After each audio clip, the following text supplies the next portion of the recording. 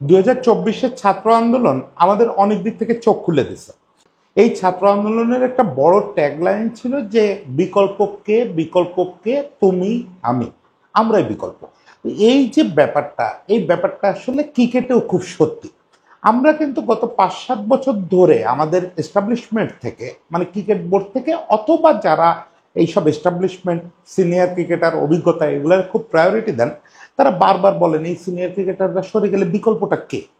তো আমরা সবসময় বলি বিকল্প তৈরি আছে, শুধু আপনারা জায়গা দিচ্ছেন না বলে বেচারারা নিজেদের প্রুভ করতে পারতেছে না। দেখেন গতকালকে আমাদের শামীম হোসেন পাটোয়ারি, যারা নিয়ে গত কিছুদিন আমরা কন্টিনিউয়াসলি কথা বলে যাচ্ছে, সে আবারও দেখায় দিল যে সে আসলে আমাদের 7 নম্বরের জন্য এখন সবচেয়ে ভালো বিকল্প, যে জায়গাটা আমাদের সিনিয়রদের একজন অকুপাই করে রাখছেন। এই ছেলেটা সেই জন্য ওই জায়গাটায় নিজেকে দেখাতেই পারতেছে না। সেই শামীম হোসেন পাটোয়ারিকে নিয়ে কথা বলবো, আজকে ঢাকা প্রিমিয়ার লিগের গতকালকের ম্যাচগুলো নিয়ে অল্প অল্প কথা বলবো। তার চেয়ে বেশি করে কথা বলবো যে 7 নম্বর ব্যাপারটা আসলে কি। এটা আমরা শামীম হোসেন পাটোয়ারির কাছ থেকেই সবচেয়ে বেশি পাওয়ার সম্ভাবনা আছে, এই 7 নম্বরের সার্ভিসটা। ঢাকা প্রিমিয়ার লিগের এবার আয়োজনে বেশ কিছু সমস্যা ছিল। পেমেন্ট আপনারা জানেন, ক্রিকেটাররাই বলতেছেন যে গত বছরের অর্ধেক হচ্ছে। ফলে আমরা একটু সন্দিহান ছিলাম নানা ব্যাপার নিয়ে, কিন্তু প্রথম দিনই মাঠের খেলায় অন্তত ক্রিকেটাররা প্রুভ করে দিয়েছে যে খেলা জমে গেছে। একদম প্রথম দিনেই খেলা জমে গেছে। আমার কাছে অন্তত মনে হয়েছে যে এর চেয়ে ভালো শুরু হইতে পারতো না। সেই জিনিসটা সবচেয়ে বেশি মনে হয়েছে নিশ্চয়ই মোহামেডানের হারের কারণে। মোহামেডান হেরে গেছে এবার লিগের নবাগত গুলশানের কাছে। এখন এই জিনিসটা একটু মজা লাগতেছে কেন দেখেন, এর আগের দিনই প্রেস কনফারেন্সে তামিম এই ব্যাপারটা নিয়ে একটু আক্রমণের শিকার হয়েছিলেন। সাংবাদিকরা জিজ্ঞেস করতেছিলেন যে এটা কনফ্লিক্ট অফ ইন্টারেস্ট হয় কিনা। এই কনফ্লিক্ট অফ ইন্টারেস্ট নিয়ে আমি আজকেই আপনাদেরকে আরেকটা কন্টেন্ট দিব, ওখানে একটু বিস্তারিত বলবো। ওখানে বিষয়টা ছিল যে তামিম যেহেতু গুলশানের একজন স্পন্সর, সেক্ষেত্রে তামিম আবার মোহামেডানের ক্যাপ্টেন, গুলশানের বিপক্ষে তামিম হেরে গেলে সেটা তখন কিভাবে দেখা হবে, সেই জিনিসটাই কাকতালীয়ভাবে ঘটে গেছে। এবং তার চেয়ে বেশি যেটা চোখে লাগছে সেটা হচ্ছে যে মোহামেডান দলটা কিন্তু তারকা খচিত দল। দেখেন ওই যে তারকা খচিত কথাটা বলতেছি, এই কথার সঙ্গে আসলে বলা উচিত যেটা আজকালকে ছেলেপেলেরা বলে কোট আনকোট মেয়াদ উত্তীর্ণ। আসলে যে তারকাদের কথা আমরা বলতেছি তাদের কিন্তু মেয়াদ বেশ আগে চলে গেছে। সেই জিনিসটা গতকালকে একবারে চোখে আঙ্গুল দিয়ে গুলশানের বাচ্চারা দেখায় দিচ্ছে। গুলশানে যারা খেলতেছে বেশিরভাগই হচ্ছে ওই ফার্স্ট ডিভিশনে যারা খেলতে সে বাচ্চা কাচ্চা। এই বাচ্চা কাচ্চারা দেখায় দিছে যে আসলে এই ক্রিকেটারদের এখন আর চলমান তারকা বলার সুযোগ নাই। তাদের আমরা স্যালুট দিব, তাদের অভিজ্ঞতার জন্য আমরা বারবার ধন্যবাদ জানাবো, কিন্তু তাদের এখন আর জাতীয় দলের নিউক্লিয়াস ভাবার কোনো সুযোগ নাই। সেটা প্রমাণ করেই তারা প্রথম দিনেই ধসে পড়ছে। হ্যাঁ, নেক্সট ম্যাচেই এরা হয়তো আবার ফিরে আসবে, ফিরে তো আসবে। আমি সবসময় বলি যে সচিন টেন্ডুলকারকেও যদি আপনি এখন নামায় দেন মাঠে, বা আপনি মরা সাবডন ব্রাডম্যানকেও যদি উইকেটে দাঁড় করায় দেন, কিছু না কিছু করে ফেলবে।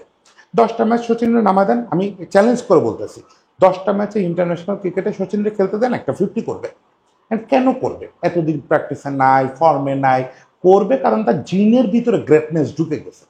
অতটা গ্রেট না হলেও আমাদের যে সিনিয়র ক্রিকেটাররা তারা কিছুটা তো ভালো ক্রিকেটার, ফলে ওটা 1-2 ম্যাচে ক্লিক করবে। ভাই আমাদের ডোমেস্টিকে কি ধরনের বোলিং হয় আপনারা জানেন। এইখানে আমার ধারণা আপনারা যারা ক্রিকেট খেলেন তারা নামলেও মাঝে মাঝে রান পাবেন। ফলে এই টুর্নামেন্টে আবার যদি দেখেন তামিম, রিয়াদ, মুশফিক প্রচুর রান করে ফেলছে, তাতে আবার আমার গালাগালি শুরু করেন না। যাই হোক, এটা ছিল সবচেয়ে ইন্টারেস্টিং পার্ট, মোহামেডানের হেরে যাওয়াটা। এবং আমি বলবো যে এটাই আসলে খেলাটা জমায় দিচ্ছে। কারণ এবার আবাহনী কিন্তু আগের মতো যে সব তারকারে এক জায়গায় ভিড়ায় ফেলা, এই কাজটা করতে পারে নাই। এবার আবাহনী টিমটা করছে লয়াল ক্রিকেটারদের দিয়ে, যারা মূলত আবাহনী ছেড়ে কখনো যায় না। এই যুগেও কিছু ক্রিকেটার আছে আবাহনীর, সৈকত আছে, মিথুন আছে, এরা আবাহনীর প্রতি লয়াল। সেই ক্রিকেটারদের সঙ্গে মৃত্যুঞ্জয়রে পাইছে। সব মিলে এবার আসলে বড় কন্টেন্ডার কিন্তু রূপগঞ্জ এবং মোহামেডান। সেখানে মোহামেডান প্রথম দিনেই হেরে যাওয়াতে লিগ টেবিলটা বেশ জমে যাবে। এটা ফার্স্ট রাউন্ডেই জমে যাবে।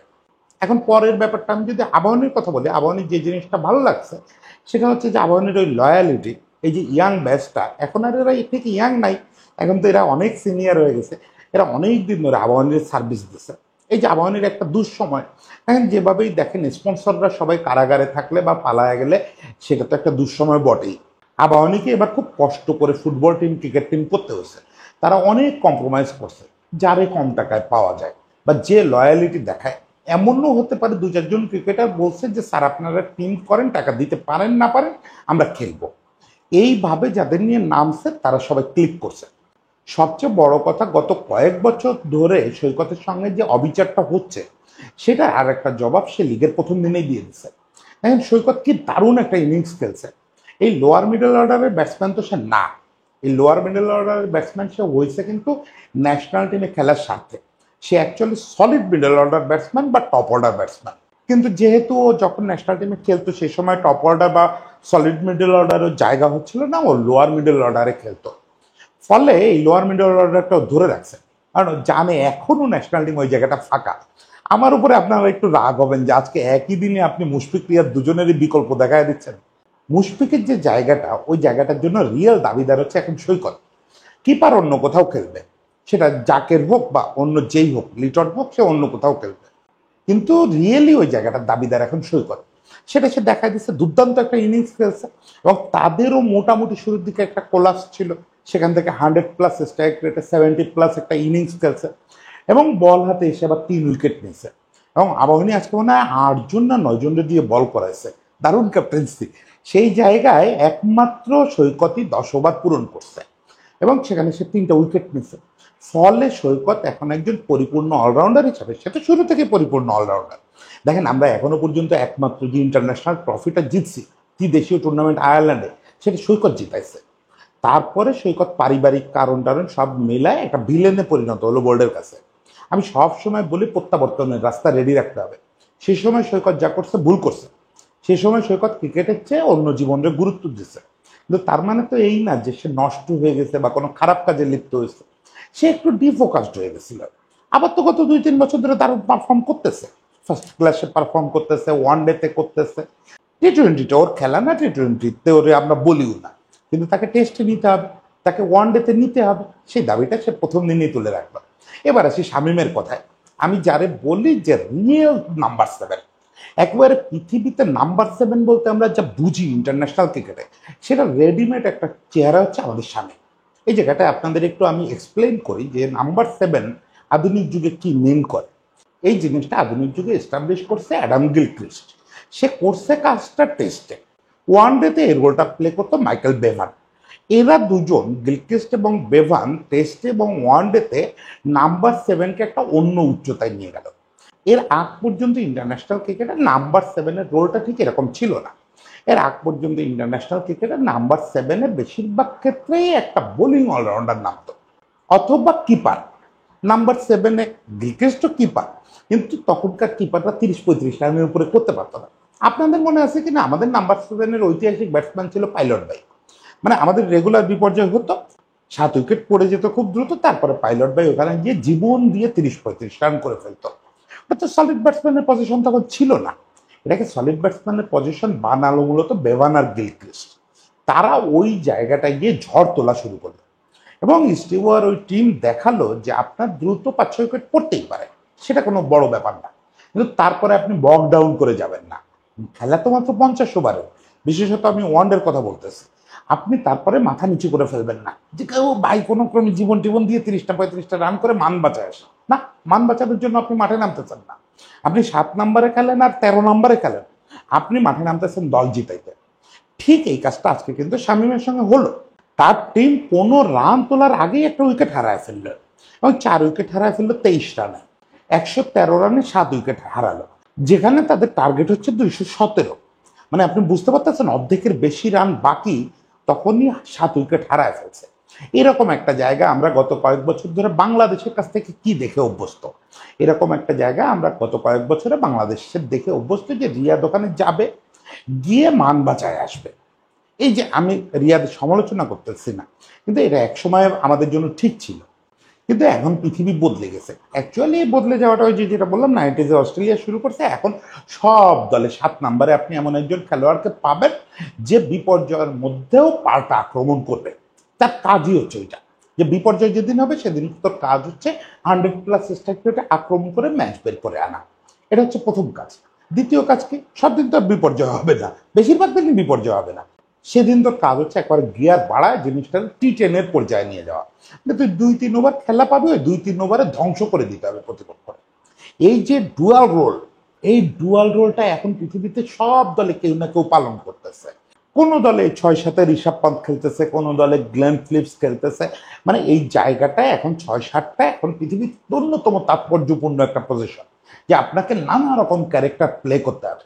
সেই কাজটা করার জন্য কিন্তু আমরা একজনের পাইছিলাম, সেই ছেলেটা ছিল সাব্বির রহমান রুম্মান। মানে আমাদের ম্যানেজমেন্টও তখন বুঝে উঠতে পারে নাই যে আমরা নাম্বার 7 পেয়ে গেছি।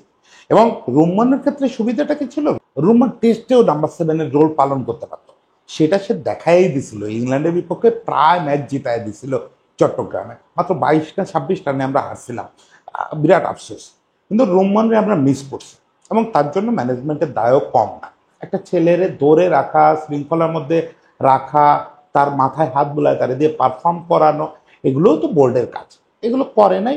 এখনো রুম্মানের ব্যাটে রান আছে, আমি মনে করি এখনো রুম্মানরে ইউজ করা যায় কোথাও কোথাও। কিন্তু মজার ব্যাপারটা হচ্ছে আমাদের পকেটে এই মুহূর্তেই একটা রেডি নাম্বার 7 আছে। ওই যে হিন্দিতে বলে না যে বগল মে ছোড়া আর শহর মে ডিন্ডোরা, আমরা নাম্বার 7 খুঁজতেছি এখনো রিয়াদের মধ্যে, নাম্বার 6 বা 5 খুঁজতেছি এখনো মুশফিকের মধ্যে। ভাই ওই যুগটা 90s-এই শেষ হয়ে গেছে। আমি রিয়াদ মুশফিককে ছোট করতেছি না, কিন্তু রিয়াদ যে ব্যাটিংটা 7 নম্বরে করেন, এই বা 6 নম্বরেও যদি প্রমোটেড হন, যে ব্যাটিংটা করেন এই ব্যাটিংটা এখন আর চলে না। হ্যাঁ, রিয়াদ নিজেই একটা সময় ওখানে অ্যাগ্রেসিভ ব্যাটিং করতেন, বা যেসব ম্যাচ রিয়াদ ওই জায়গায় গিয়ে বাঁচাইছে অত বেশি অ্যাগ্রেশন তাকে দেখাইতে হয় নাই। অ্যাকচুয়ালি একটা ছক্কা মারছে তাতেই ফিনিশার নাম হয়ে গেছে। কিন্তু বেভান গিলক্রিস্ট বা এই যে ছেলেপেলে যা করতেছে, সবচেয়ে বড় উদাহরণ তো ম্যাক্সওয়েল, গ্লেন ম্যাক্সওয়েল দেখায় দিচ্ছে বহুবার বহুবার বহুবার, যে 5-6-7 উইকেট পড়ে যাওয়ার পরে কিভাবে ডাবল সেঞ্চুরি করে ওই জায়গা থেকে ম্যাচ বের করে আনতে হয়। সেইটা রেডি ম্যাটার আমাদের সামনে। এই জিনিসটা আমরা আন্ডার-19 ওয়ার্ল্ড কাপের পর থেকেই বলতেছি, যে ওই নাম্বার 7 যা যা ডিমান্ড করে, যে ও প্রয়োজনে বিপর্যয়ের মধ্যে নেমে 100+ স্ট্রাইক রেটে ব্যাটিং করতে পারে। আবার যেদিন ওর বিপর্যয় হবে না, বেশিরভাগ দিন বিপর্যয় হবে না, সেসব দিনে সে ওই জায়গায় গিয়ে T10 খেলে ফেলবে। একই সঙ্গে নাম্বার 7কে শুধু ব্যাটসম্যান হলে চলে না, কারণ আপনার টিম যদি প্রপারলি ভালো খেলে, যেটা আমাদের টিম খেলে না, কিন্তু আমরা তো আশা করবো যে আমাদের top order middle order run করবে, সেরকম ক্ষেত্রে বেশিরভাগ দিন তার মাঠেই নামতে হবে না। ম্যাক্সওয়েলের এরকম জীবনে বহু দিন গেছে যে মাঠে নামতে হয় নাই। সেক্ষেত্রে ম্যাক্সওয়েলের আরও কিছু ভূমিকা থাকতে হবে, যে দলের one of the best fielder সে হবে। আপনার শামীম কিন্তু দলের one of the best fielder, এবং আমি বলবো আর্গুয়েবলি বাংলাদেশের সেরা ফিল্ডার সে। আবার খুব ভালো হয় যে 7 নম্বরের যে ব্যাটিং করবে, ওই রোলটা প্লে করবে, সে যদি 2-4 ওভার বল করতে পারে। কারণ আপনার 6th বোলার 7th বোলার দরকার হয় ওয়ানডেতে।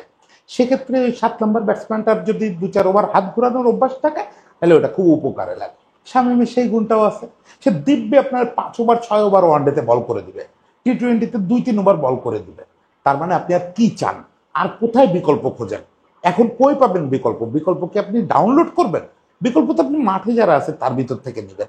এতেও যদি আপনারা না বোঝেন যে টিমটা কি হইতে হবে, কার প্রতি এখন ফোকাস দিতে হবে, আপনারা যদি এখনো আমাদের কাছে জিজ্ঞেস করেন প্রেস কনফারেন্সে আমাদের সাংবাদিকদের যে ওরে যে রাখবো না নিবো কারে, আমারে নেন, তাইলে ভাই কাউরে না পাইলে আমারে নেন।